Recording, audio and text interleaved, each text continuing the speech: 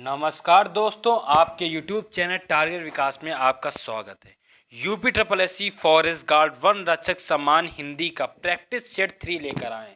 उससे पहले मैं कुछ महत्वपूर्ण आपको पॉइंट बताने वाला हूं। अगर इन महत्वपूर्ण पॉइंट को आप अपने माइंड में फीड कर लेते हैं, ध्यान से सुन लेते हैं, तो आपका एग्ज़ाम फॉरेस्ट गार्ड का क्वालिफाइड हो जाएगा। आपको तैयारी करनी है, बेस्ट से बेस्ट करनी है, टाइम बहुत कम बचा है। आपको पर डे एक प्रैक्टिस सेट सॉल्व कराया जा रहा है हमारे यूट्यूब चैनल पे। आपका हिंदी का, जीके जीएस का एंड रीजनिंग का practice set per day provide कराया जा रहा है। तो पर डे आपको क्या करना है, उस प्रैक्टिस सेट के क्वेश्चंस को एनालाइज करना है कि किस टाइप के क्वेश्चन आपके एग्जाम में पूछे जाते हैं।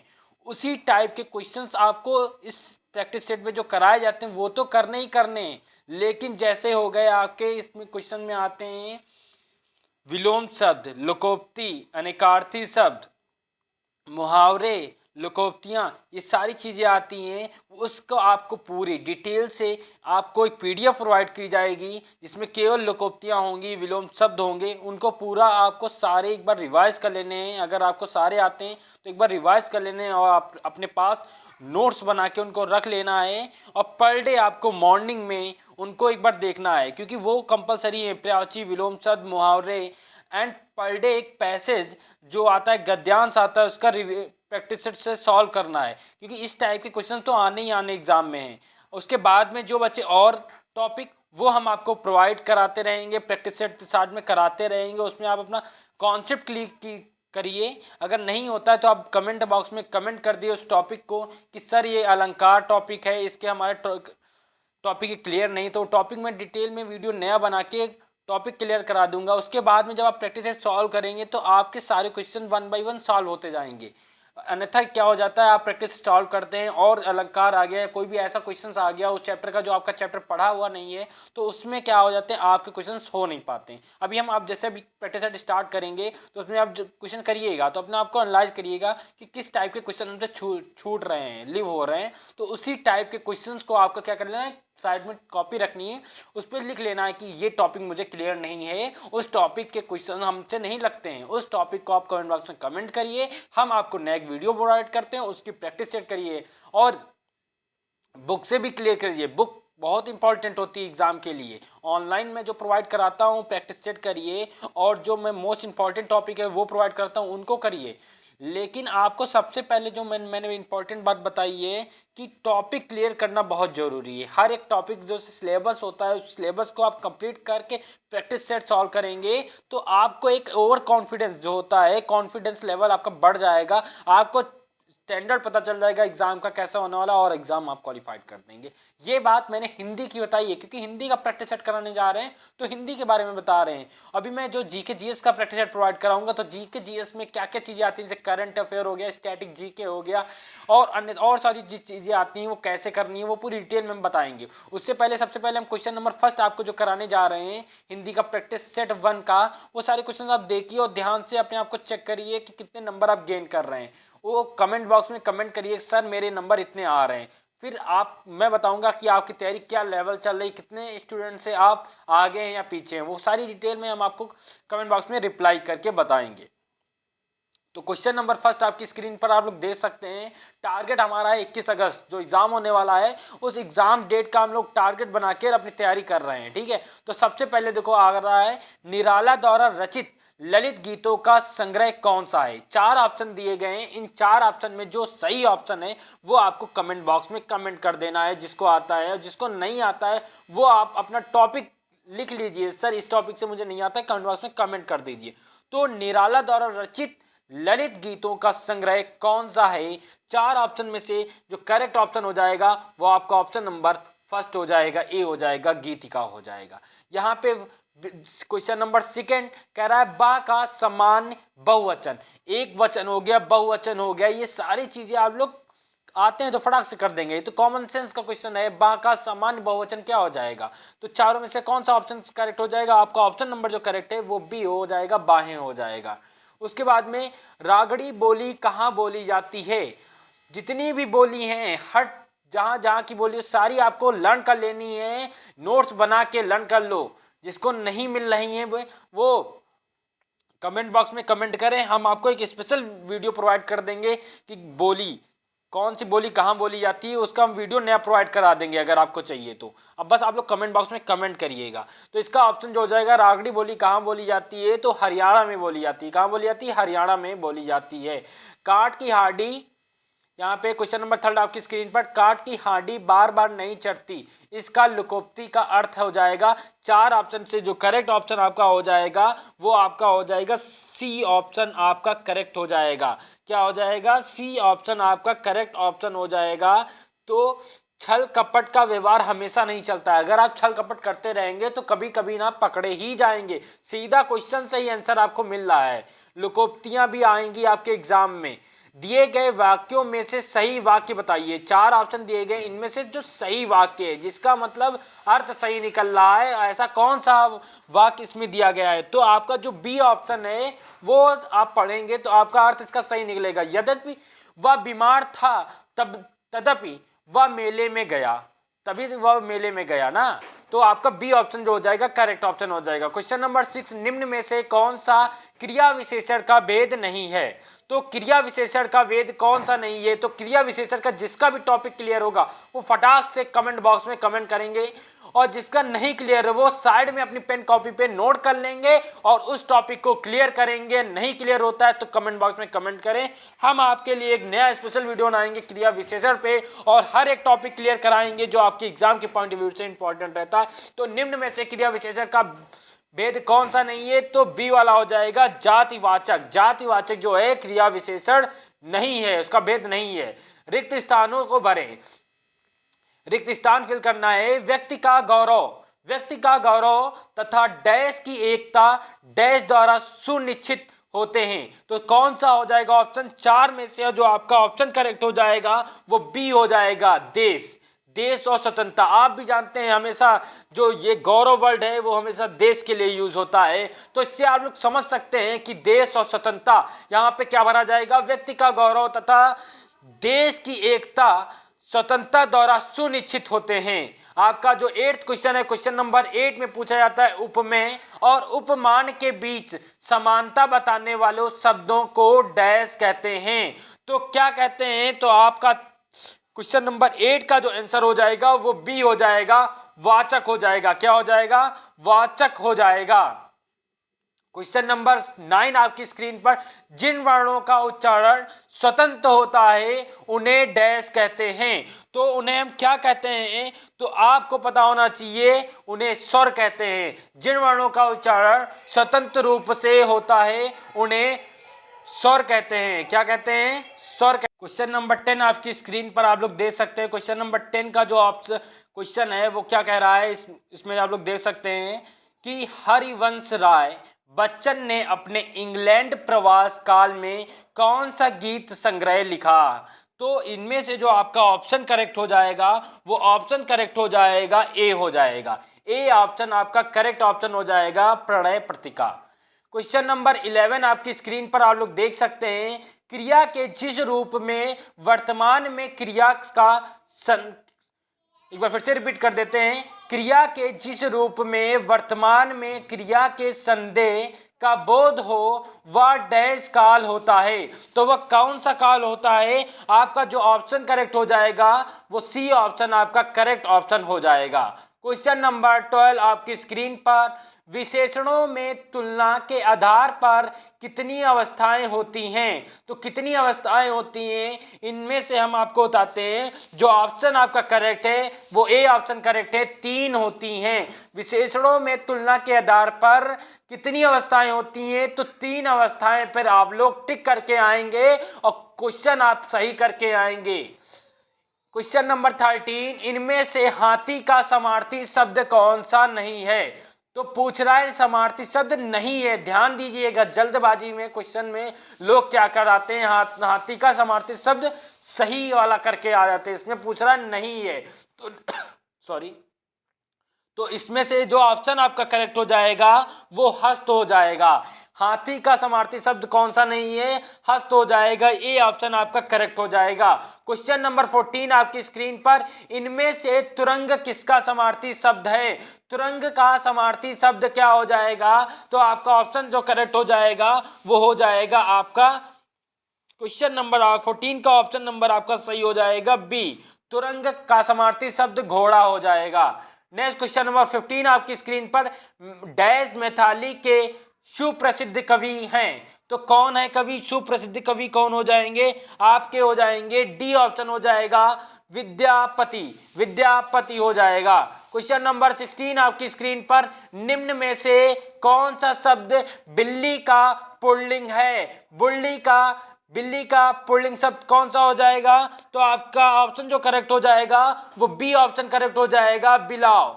आप लोगों ने देखा कि स्त्रीलिंग, पुल्लिंग, समार्थी शब्द, विलोक शब्द, अनेकार्थी शब्द, मुहावरे, ये सारे आपके क्वेश्चन हमेशा आपके एग्जाम में पूछे जाते हैं। तो आप लोगों ने डिटेल में इसको पढ़ लिया होगा, इनको रट लिया होगा। नहीं रटा है तो आप लोग कमेंट बॉक्स में कमेंट करेंगे, हम बताएंगे वो क्वेश्चंस कहाँ से पढ़े जो आपके एग्जाम में हमेशा इंपॉर्टेंट पूछे ही जाते हैं, रिपीटेड क्वेश्चंस कहाँ से आते हैं।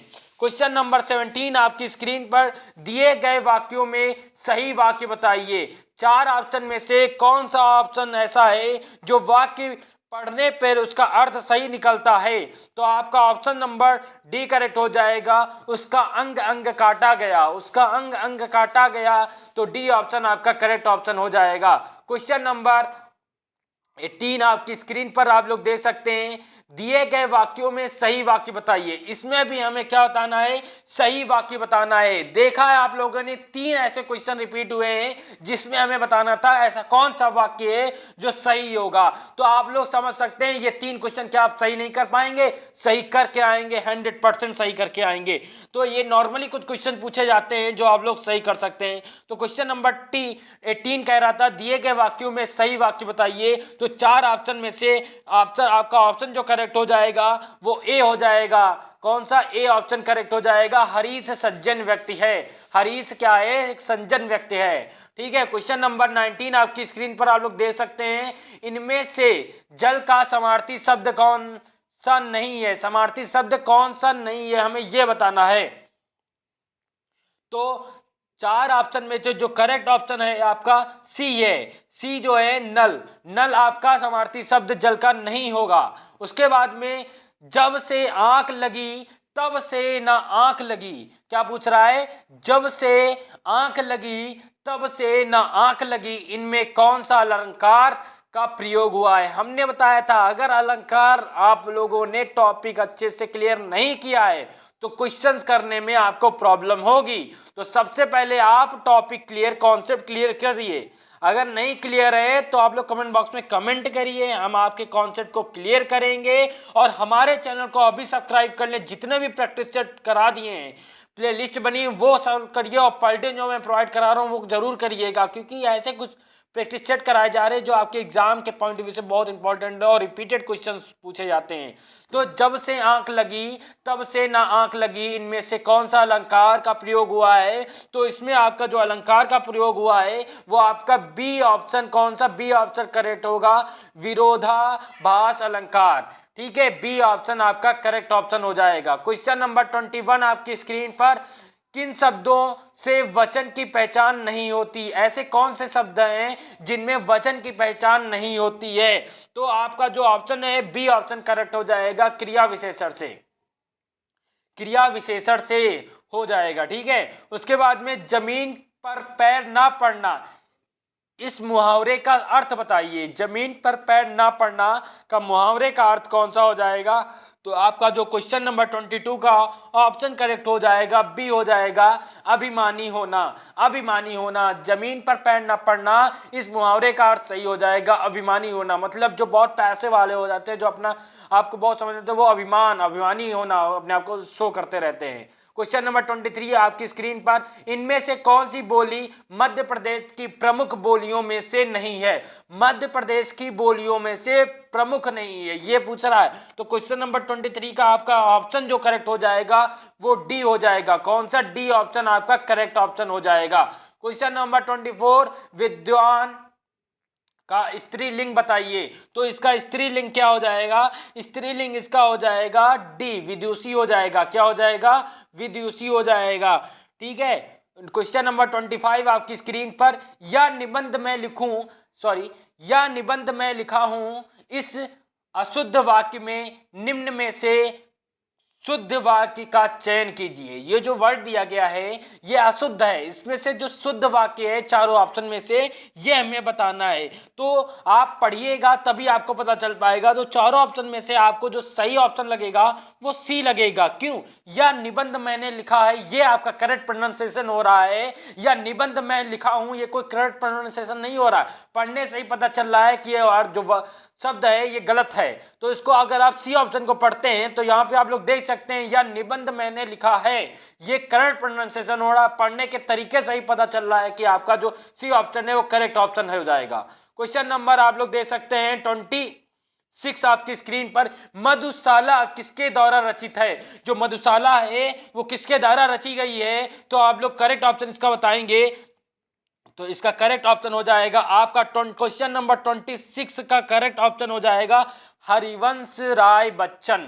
मधुशाला किसके द्वारा रचित की गई है? तो हरिवंश राय बच्चन के द्वारा की गई है। क्वेश्चन नंबर 27 आपकी स्क्रीन पर, कोई कमाए कोई खाए, कोई कमाए कोई खाए, इसके अर्थ में दर्शाती सही लोकोक्ति निम्न में से कौन सा हो जाएगा? हमें लोकोक्ति बताना है कि कोई कमाए कोई खाए। तो इसका करेक्ट ऑप्शन हो जाएगा आपका ए हो जाएगा, अंधी पीसे कुत्ता खाए। ठीक है, अंधी पीसे कुत्ता खाए, इसका ए ऑप्शन आपका करेक्ट ऑप्शन हो जाएगा। क्वेश्चन नंबर 28 आपकी स्क्रीन पर आप लोग देख सकते हैं, लोहा मनाना मुहावरे का अर्थ है। लोहा मनाने का मुहावरे हो जाएगा श्रेष्ठा स्वीकारना।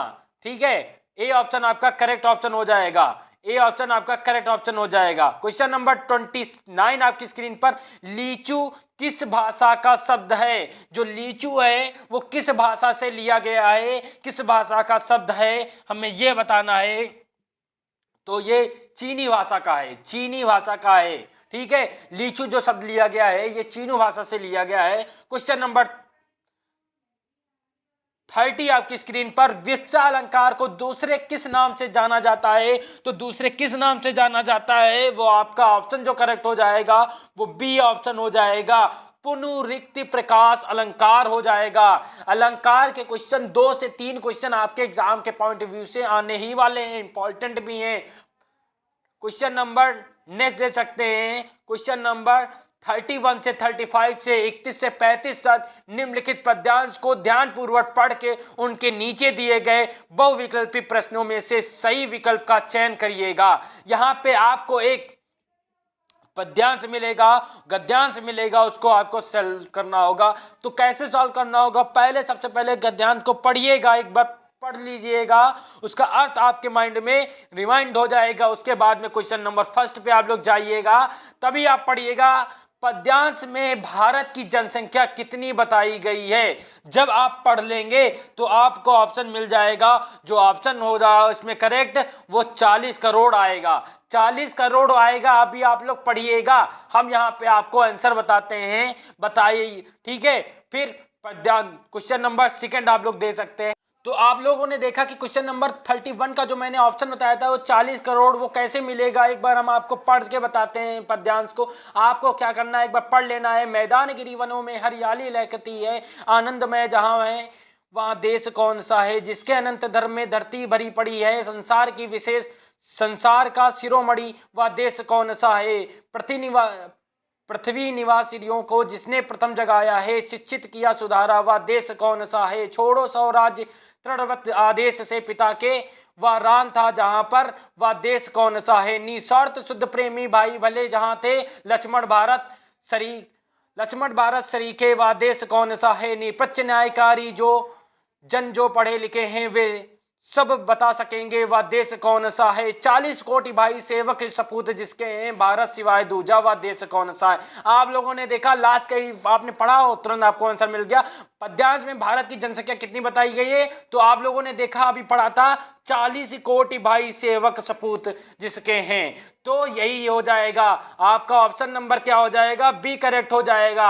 आप लोगों ने देखा पूरा पैरा पढ़ा, आपको ऑप्शन मिल गया। ऐसे ही आपको 1 बाय 1 क्वेश्चन पढ़ेंगे, पैरा पढ़ेंगे, आपको चुटकियों में आपके आंसर आपको मिल जाएंगे। फ्री ऑफ कॉस्ट के ये नंबर मिलने वाले हैं। पद्यांश का मुख्य भाव क्या कह रहा है, अभी आप लोगों ने पढ़ा होगा, पढ़ते ही पता चल गया होगा इसका जो भाव निकल रहा था वो क्या निकल रहा था। देश की संस्कृति का बखान कर रहा था, देश के बारे में डिटेल में बता रहा था। डी ऑप्शन आपका करेक्ट ऑप्शन हो जाएगा। क्वेश्चन नंबर 33 में आप देखेंगे संसार की शिरोमणि देश किसे बताया गया है, ये भी आपने पढ़ा था अभी। संसार का शिरोमणि देश किसे बताया गया है, तो किसे बता रहा था जब आप लोगों ने पढ़ा था, तो नेपाल को वो बता रहा था। नेपाल के बारे में वो शो करना चाह रहा था। भारत की कौन सी विशेषताओं की बात की गई है, तो भारत की इस पैरा में कौन सी विशेषताओं की बात में की गई है, तो आपका डी ऑप्शन जो हो जाएगा वो करेक्ट हो जाएगा। प्राकृतिक सौंदर्य तथा भारतीयों की महानता के बारे में बात की गई है इस पैरा में, आप लोगों ने देखा होगा। ठीक है, तो इस पैरा को आपने पढ़ा होगा, आपको पढ़ते ही पता चल गए होंगे ऑप्शन। छोड़ो स्वराज्यवत आदेश से पिता के, इसमें राम के चरित्र की किस विशेषता की और संकेत किया गया है, तो किसे संदेश किया गया है, तो आपने पढ़ा होगा तो आपको पता चल गया होगा। इसका ऑप्शन जो करेक्ट होगा वो सी करेक्ट हो जाएगा। पितृ भक्ति व आज्ञाकारिता, मतलब वो आज्ञाकार, पिता के आज्ञाकार को वो शो कर रहा था, आप लोगों ने देखा होगा। अशोक के फूल निबंध के रचयिता, अशोक के फूल के निबंध के रचयिता जो हो जाएंगे वो कौन हो जाएंगे, आप बता सकते हैं। जिसको पता है कमेंट बॉक्स में कमेंट करिए, क्योंकि रचयिता से क्वेश्चन जरूर पूछा जाएगा। और 2 क्वेश्चन रिपीट हुए हैं आपके एग्जाम में के, जो प्रीवियस ईयर एग्जाम हुआ था उसमें जरूर रिपीट होते हैं। तो आपको करेक्ट ऑप्शन बताना है अशोक के फूल के निबंध के रचयिता। ए ऑप्शन करेक्ट हो जाएगा, हाजिरी प्रसाद द्विवेदी। ठीक है, हाजिरी प्रसाद द्विवेदी। और आप लोग पेन कॉपी लेकर ही बैठे होंगे, तो आप लोग सबसे पहले देख सकते हैं कि समार्थी शब्द, लोकोक्ति शब्द, मुहावरे, विलोम शब्द, अलंकार, ये कुछ ऐसे टॉपिक हैं जिसके आपके एग्जाम में आने ही आने हैं। तो उन टॉपिक को आप पर डे मॉर्निंग में उठिए, मॉर्निंग डोज लीजिए। जैसे आप बिस्किट और चाय लेते हैं उसके साथ में आपको लेना है विलोम शब्द, लोकोक्ति, पर्यायवाची, मुहावरे एंड अलंकार, इनको आपको मॉर्निंग डोज लेना है। क्योंकि बिस्किट और नमकीन और चाय डेली मिलती रहेगी, अगर इसका आप डोज ले लेंगे तो आपका एग्जाम क्वालिफाइड हो जाएगा और इसका डोज आपको हमेशा याद रहेगा। इस डोज को आप कभी भी भूल नहीं पाएंगे। आप एक एग्जाम जो आपका फॉरेस्ट गार्ड होने जा रहा है इसको आप क्वालिफाइड करना है, पर डे हमारे साथ लगे रहना है, एक प्रैक्टिस सेट सॉल्व करना है, हिंदी का और जीके जीएस का और रीजनिंग का। अगर ये आपको चैनल के वीडियो जितने भी आपको अच्छे लगते हैं, जो भी आपको कुछ इंपॉर्टेंट्स लगते हैं इसके एग्जाम के पॉइंट ऑफ व्यू से, वो आप लोग कमेंट बॉक्स में कमेंट करें। और जैसे भी अलंकार आपको क्लियर नहीं होता तो आप लोग कमेंट बॉक्स में कमेंट करिएगा। नमस्कार दोस्तों, धन्यवाद।